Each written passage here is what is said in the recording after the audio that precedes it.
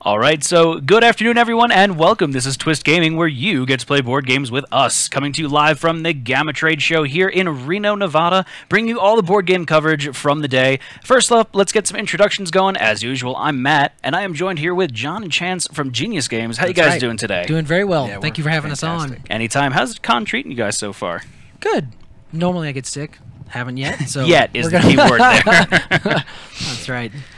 So tell me a little bit about Genius Games. Yes. So Genius Games focuses almost exclusively on hard science games. Everything that we publish, we want it to cater to both the gaming community and also the science community. And we have a number of scientists in our audience that will literally eat us alive if the games don't have accurate science in them. So they're always keeping us up to, keeping us in check. That's a big selling point. A good friend of mine is actually a teacher, and she backed the Cytosis board game on Kickstarter as it was going through. So she's excited to get use that as an opportunity to show it off to the kids in her classroom. Yes, very cool. And there's actually a 4-page document in there that explains all of the science of cell biology. Oh, really? And how the game represents that.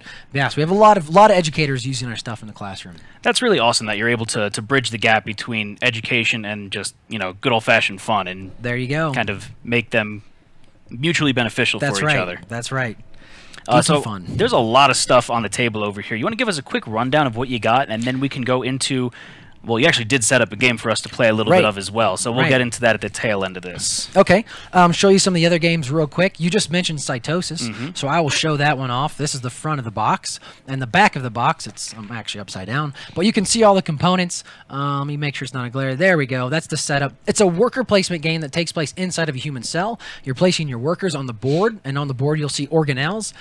Each organelle provides you with resources or macromolecules, which that organelle would actually provide. For example, mRNA in the nucleus, and lipids in the smooth ER, and proteins in the free ribosome, and so on and so on. I won't bore you to death. I'm having a flashback to biology right now.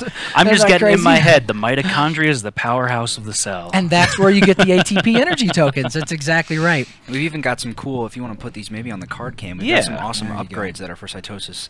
We also have a green one, but it won't show up over there. The yellow one's kind of invisible too. It's supposed to be right here. Well, where's the red one? We got a red one? They all look similar. Pull that out and I'll show the others. So moving on in our biology selection, while he's pulling that other one out, there's the red one. You can show that off. And they actually have the correct chemical structures of the protein on there. That's you pretty can flip awesome. it over and it shows you how how they actually bond. Yeah, right on your face. Oh, that's really cool. Yeah. And so they link one side there by themselves. When you flip it over, it links together.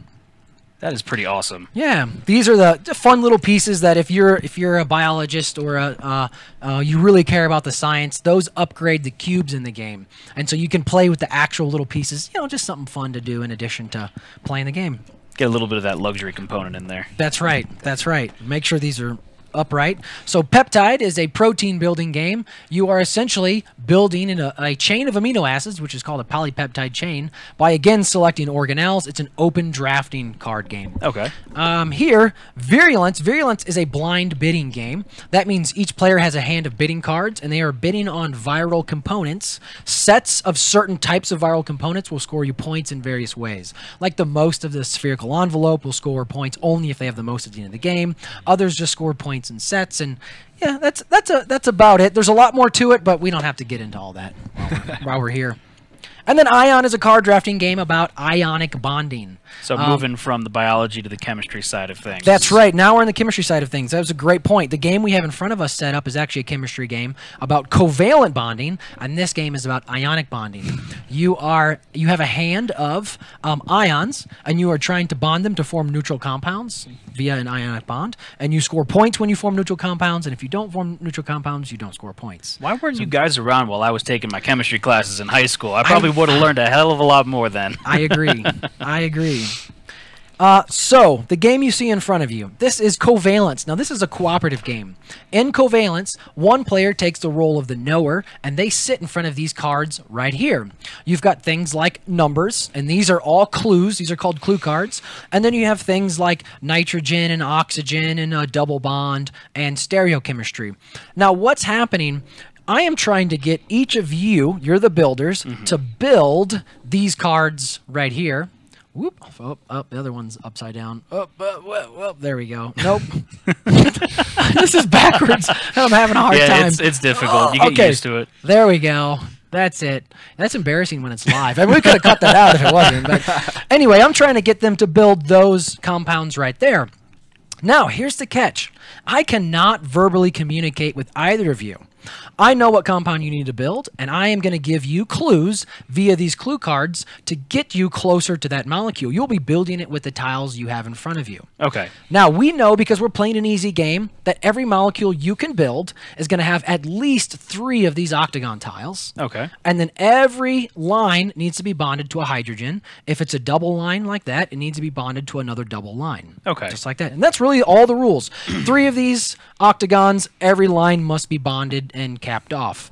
Show that off. There's something there you to go. This effect here, right? That is exactly right. That's okay. exactly right. And you'll always have, in a complete molecule, 3 of those, 3 of these octagon tiles in an easy game. So why don't we just jump in? I'm going to take a look at both of the cards that you have, and I will give... Let's see here. I will give you the clue. Now, the rules for giving clues, I can give as many of these cards to you as I want. The only restriction is only 1 green card, right? Any numbers combined however I want. I can give combinations of numbers and these green organic clue cards here. The only limitation is only 1 of these green cards. So I'm going to give you this clue. So 1 and nitrogen. And that's all. And so I can't actually explain what that means. Okay. I just give that to you and hope that you get something useful out of that. Now, anytime there's 2 of the same cards out there, I can choose as the knower to remove it and replace it with another one.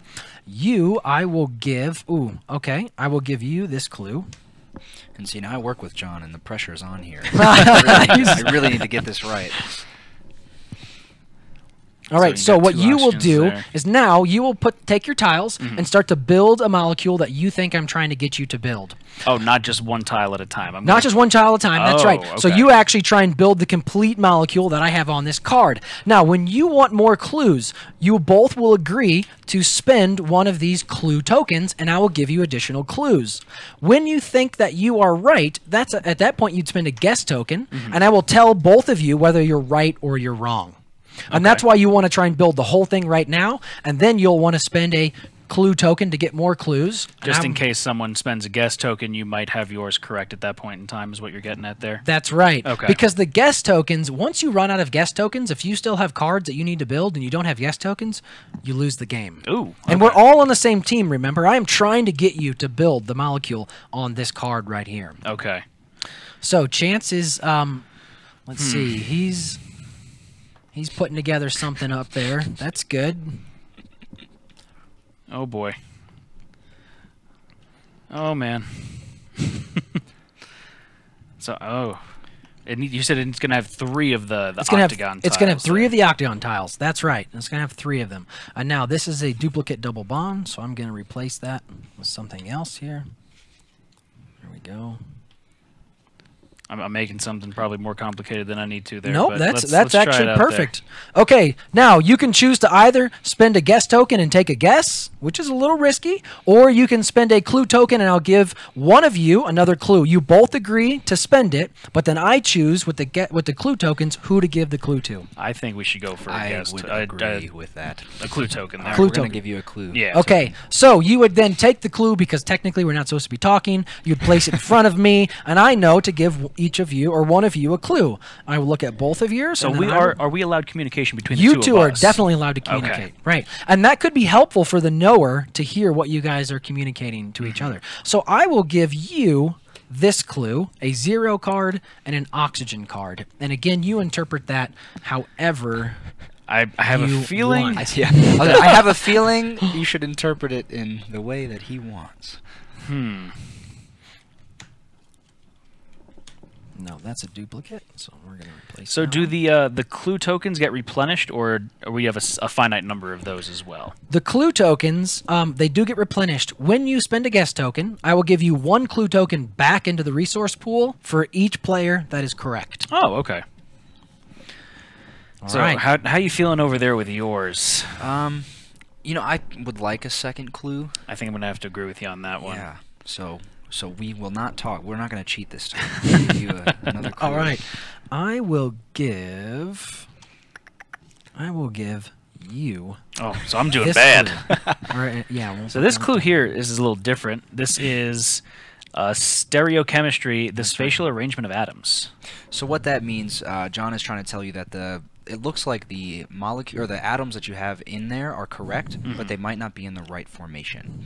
So stereochemistry meaning you can have two molecules that have the same chemical structure, that have two carbons and a nitrogen, but if you were to switch the carbon and the nitrogen, it would change what the molecule's properties are. So, for example, he's probably telling you that the carbon and the nitrogen need to switch places, if that makes sense. Yeah, so then this would go like this then? And one thing to note, on the other side, to get the other bonding pattern, you just flip it over. Oh, okay. So, I didn't say that in the beginning. Technically, I shouldn't be talking right now, but... So would that be kind of like what you think you'd be going for there, switching the way that I just did? Exactly. Okay. Right. And he may be also telling you to flip it to the other side. Possibly. I mean, just based off of that, possibly. So I'm gonna. I mean, if I flip that, then there's a double bond there that I can't really do anything with. So maybe flip the carbon and nitrogen so there's just single bonds. Let's try that out. Yeah. So single bonds all over the place single here. Bonds all around. Hydrogens all over the place. Lots of hydrogens. That looks like a little fancy molecule there. It does look. Let's see what we. I don't know how comfortable I am with that. You want to do one more guess? I think before we move on. I think just to play it safe there. Clue. Sorry. Okay, Clue there we go. Now let's see here. I will give you. I keep giving you the clues. There is a reason when we find out here in a minute. 5 hydrogens. Okay. I have 7 right now, so I mean something's got to flip. That's true. Yep. You're gonna need a double bond somewhere. So if I did that. That would probably I would be willing to bet that that's right. So if I get that, then that's how many hydrogens there? I have 5 there. That's I think that makes sense there. So now we can spend a guess token if you're comfortable with it, and if we're both right, we get 2 of our clues back as well. Let's go. Let's do it. Risk it for the biscuit, right? Heck yeah. Okay, so I will tell you that you are correct. You actually got it the first time. Darn. I worked for Genius Games. You are so close. But unfortunately, Matt, you are not correct yet. What did I do wrong? So we will give 1 clue token back. And now you will actually start on the next one. All of those tiles would go away. These clues would get shuffled back in. So Matt, I'm wondering if maybe your carbons need to be double bonded together. So you have a single bond between the carbon and nitrogen, but your carbons are double bonded. I see what you're going for there. I think that would still give you 5 hydrogens. 1, 2, 3, 4, 5. It would. So like that. So that's 5 hydrogens there, and then the carbons are double bonded with each other. That would be what I would think. Now, so at this point, I would actually give him another clue. If we wanted to keep going, I could do that, and we could keep playing. Or if we're getting close on time, we could put this one up and show off another one, or whatever you think, Matt. Let's try one more guess, and then we can move on to that. All right. So then I will need to give you another clue. I'm going to get rid of that one because I can, and get rid of that one because I can, a hydrogen. So I will give you... Ooh, this one is tough. Let's see if I can go 2 for 2 here. Oh, there you go. I don't think so. I'm going to start you off. You got to think off. positive. That's the key. I got this. I'm going to start you off with... 6 hydrogens. I'm assuming he's meaning 6 hydrogens by that. Now, so what happens after you spend the guess token? Any players who are correct will start on their next one, and the first clue is always free. So because he's on his next card, I gave him that first free clue. Gotcha. Now, your clue is essentially that wasn't right, correct? Right. Now, once he builds his, at that point, you're going to make another decision to ask for more clues or to take a guess. And in the spirit of time, I'm going to say as soon as he's got his... We'll go ahead and guess? We're gonna go ahead and guess. In that case, I will go ahead and just show you that you are indeed correct. Oh, now. okay. It took me long enough. But, It was hard. know. There was at one point you were about to put the double bond on that carbon, and I was getting really happy, and then you moved it over to the nitrogen. But that's okay. That's what the game's about. It happens. So what did I make? I made ethenamine. That is correct. Okay. What is ethenamine? Well, it's two carbons double bonded connected to an amine group, which is a nitrogen and two hydrogens. It's kind of and so there's a little bit of information on the card. It tells you that it's uncommon. That's good to know. So it's not something that is going to exist readily in nature. And that's probably because with that combination of double bond and amine group, it's fairly unstable in nature, and it will decompose or react with something. Okay. And some of the other pieces of information on the card, you'll see it has the name. It also has the chemical formula, and it has the molecular weight of that molecule. That's all kinds of awesome. Yeah. I do not think I got mine correct. Maybe because I just looked at the card in your hand. I don't think you did the juice correct. That is what we call cheating on camera. Cheating on camera, yep. But since we're moving forward with the game, let's show off what he actually had there, and we could. So this time he had. We can show it off over there. Ethanol. Everyone's favorite. That's right. That is everyone's favorite. And that's why I gave him 2 3s, which is 6, and a hydrogen. So I was trying to get him to know that there were 6 hydrogen on there. He instead built propylene. I think that's what that was. I did make sure it had 6 hydrogen. Right. So I it made had sure of that. Right. It did have 6 hydrogen. Cool. And that is covalence. If you are able to build all of these molecule cards before your guest tokens run out, then we all win as a team. However, if they run out and you still have cards you need to build, your molecules you need to build, then everyone loses as a team. And in the game, there's actually 4 levels of difficulty. So you have easy, medium, and hard, and that makes these molecules here even more difficult. And then you actually have, if you want to grab the other bag out of there, a Chemist expansion. The Chemist expansion adds chlorine in, so any one of these hydrogens could actually be a chlorine. Ooh. And it makes it really, really tough. I can imagine. In that case, I think you have 54 additional molecules that are potential with the Chemist expansion. It's hard, yeah. Do you want to take like 1 minute to quickly touch on Subatomic? Absolutely. We just got off a Kickstarter, so we can kind of slide this out of the way. And I remember seeing that on Kickstarter. How did that finish it up for you guys? It finished really well. We raised $267,000 to publish this game. So this is a game that is themed around the intersection of particle physics and chemistry. You essentially, each player starts with a deck of corks. There you go. He's showing you some of the cards that are down there. Do you have the corks over there by chance? They are by chance. In there? Oh, well, that's okay. Each player starts off with a deck of cards, and the cards are corks. Now, if we look at this player mat right here, it tells you that you need 2 of the red ones, and let me move it up there a little closer. There we go. You need 2 of the red corks, which are up corks, and 1 down cork to form a proton. Right, but you need 2 down corks and 1 up cork to form a neutron. So when you form that neutron, you can either buy a neutron card or put the neutron on your player mat. And that's one of the core decisions. Do I build up my player mat? Because that is how I'm going to claim my element cards, which score a player points. Or instead of trying to score points and build up my atom, I claim a neutron card. Now, anytime that card comes up, I no longer have to build it with 3 cards. I have 1 card that builds it. And then I can purchase even bigger cards like these that give me a proton and a neutron. And I'm building up the power of my deck as the game goes on. At some point, I'm going to want to spend what's on my player mat to claim these element cards that are right here. When you claim an element card, that is going to score you points. And then at that point, you will also place markers on this in-game area. It's like an area majority. Okay. So if you built, say, helium, you cannot place on helium. You have to place on any other thing. So it forces you to essentially differentiate the amount of elements that you're trying to build. And one thing to touch on is, as we talked about earlier, the science in our games is really important, right? Like we want the games to be fun. That's one of the 2 things we keep, highest priority are the science and the fun factor. Right. During the Kickstarter, we actually had some particle physicists tell us that the way we were building electrons was right, but not quite right. And so we ended up working with them to create 2 new cards. So we used to call them particle wave duality cards, and instead we switch it to high energy photons.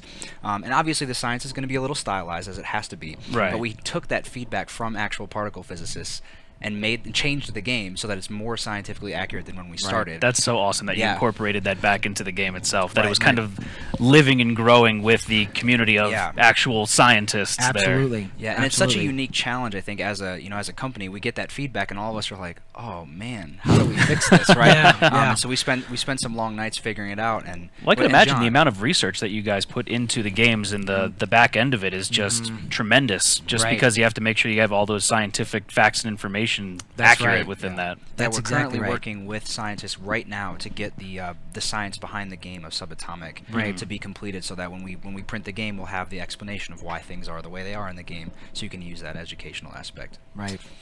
And some of the games we have in the pipeline right now, we have a Mendelian genetics game. So you're essentially, it's like a Camel Up or Camel Cup, however people say the name of that game, where it's a push your luck game where you're putting traits into Punnett squares for a Mendelian pea plant. And then you're placing bets on what the next generations are going to be. That one's really fun. We're excited about that one. We have another game about plant biology. We have another game about nucleosynthesis, so creating elements in stars as the stars expand and contract. And then another game, I think I'm missing one, about the neuron, which we're really excited about. You're essentially trying to create an action potential down a neuron and affect the entire neural network there forward. So that one's early in development, but they're all just a lot of really geeky fun, right? It sounds like a lot of fun, honestly, and it's really cool though that I'm feeling like I'm picking up some of these. I'm definitely remembering some of these core concepts from back when I took these classes. But it's really cool because I feel like there's a lot of potential there to build upon some of the knowledge that you have there and kind of reinforce your skill base in terms of these different educational mediums there. Right. Absolutely. And you guys are very busy, as I see. There's a lot of stuff in the works coming out, and we've been very busy. Yeah. So very awesome. Is there anything else that y'all wanted to touch on before we said goodbye to you for the day? I think that's it. Yeah, I mean, you can find most of our games in your local retail shop. We distribute through ACD and Alliance and Southern Hobby and a few others, and that's kind of why we're here at GAMA, is to try and grow our retail network. And so if you can't find our games in your retailer, just say, hey, retailer, you can order these at your major distributors. We want them, right? And that would be a big favor to us because we want to grow our retail network. See, there you go, everyone. Go hit up your friendly local game store and let them know that you want to see some genius games on their shelves. There you go. Fantastic. All right, so thank you all for joining us this evening. We really do appreciate it. This is going to be Twist Gaming signing off for now. Big thanks again, guys. We really do appreciate you coming on. It was a lot of fun, and we hope you guys have a good rest of the con. All right, thanks for watching. See y'all later for more coverage from throughout the con. I'm Matt. See you later.